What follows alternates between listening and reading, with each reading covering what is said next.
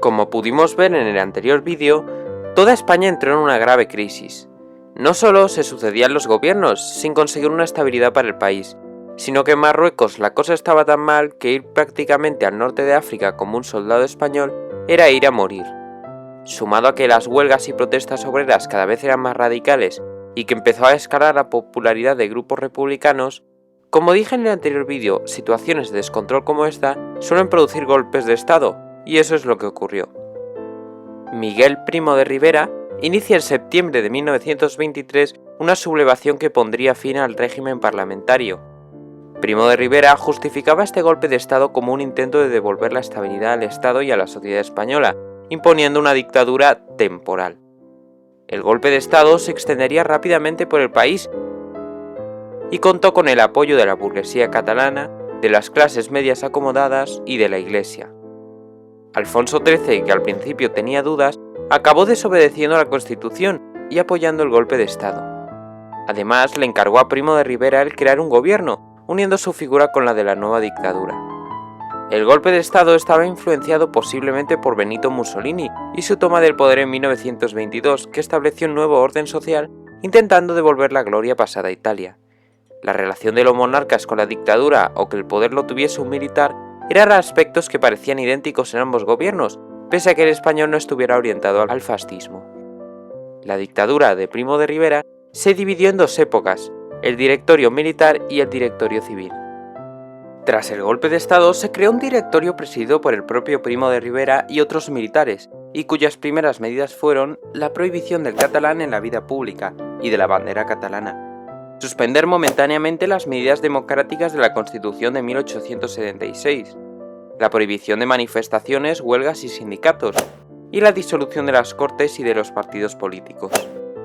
El régimen, como he mencionado antes, no tenía mucho que ver con el fascismo italiano, aunque se basase un poco en él. Sus principios eran los de la sociedad conservadora de la época: patria, rey, orden social y el catolicismo como moral. Esto se resume en su lema: menos política y más administración. Los éxitos del gobierno pasan por el conseguir la estabilidad y orden público, de la censura en la prensa y de la persecución a los grupos anarquistas. Todas estas medidas hacían que la sociedad española estuviese enfilada, dejando de protestar y se preocupase cada uno de sí mismo.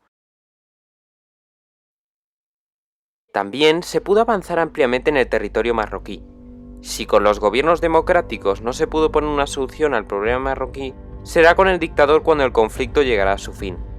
El territorio que los españoles controlábamos se había visto tan reducido en unos años que fue casi como una prioridad el recuperar Marruecos de las tribus rifeñas. Luego de estudiar lo ocurrido en años pasados, Primo de Rivera pensó que mejorar las líneas de defensa sería la clave, y eso hizo. Los rifeños, que siempre salían victoriosos en sus contiendas, empezaron a ser derrotados en el protectorado español gracias a las maniobras del dictador, y así, estos, al verse incapaces de molestar más a los españoles, decidieron empezar a atacar los territorios franceses. Los franceses, que se habían mantenido prácticamente neutrales, colaboraron con los españoles para finalizar, de una vez por todas, los ataques de los rifeños. De esta manera tuvo lugar el desembarco de Alhucemas, una de las maniobras más ingeniosas de toda la contienda. La campaña consistió en el desembarco de una fuerza de 13.000 soldados españoles, cooperando en tal ataque las fuerzas del ejército español y las armadas francesas y españolas. El ataque supuso un gran éxito que años más tarde, durante la Segunda Guerra Mundial, el general Eisenhower estudiaría esta maniobra para su día D, es decir, el desembarco de Normandía. En esta batalla, que puso un definitivo punto y final a la Guerra de Marruecos, colaboraron generales como José Sanjurjo o el entonces coronel Francisco Franco, figuras que años más tarde serán muy importantes para la historia de España.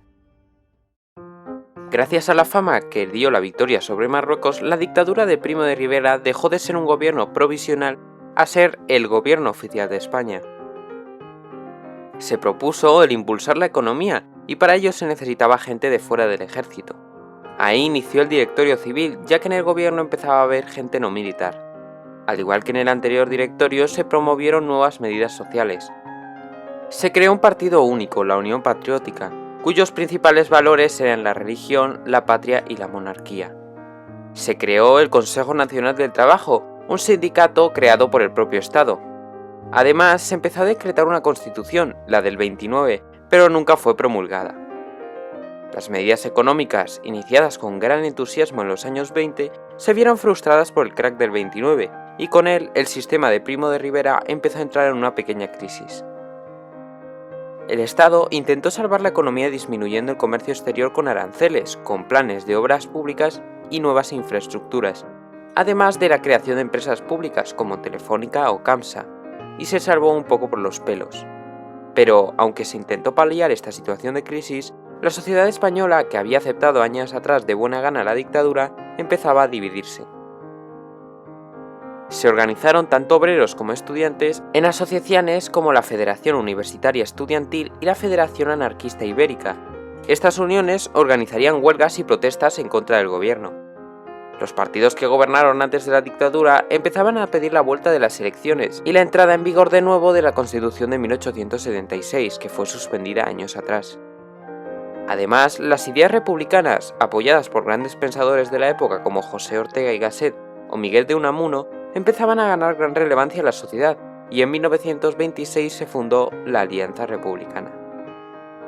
Con todos estos inconvenientes y además dejar de ser apoyado por Alfonso XIII, en enero de 1930 Primo de Rivera acaba exiliándose en París, dejando tras de sí una España sin ventura y sin estabilidad política.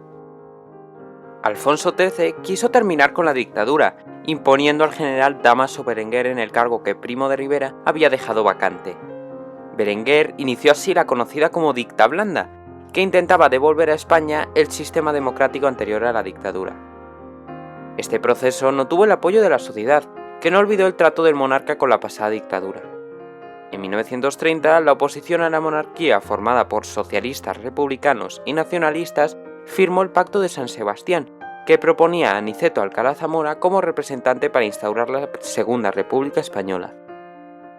Muchos intelectuales apoyaron a la República, y luego de varios pronunciamientos militares, en abril de 1931, el general Juan Bautista Aznar, que sustituyó a Berenguer, convocó elecciones municipales para representar la vuelta de la democracia al país.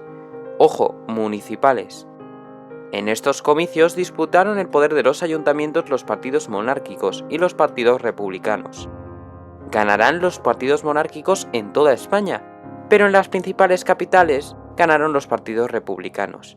De este modo, y visto como la señal de que España prefería una república antes que al rey, estos partidos de izquierda proclamarán el 14 de abril de 1931 la Segunda República Española.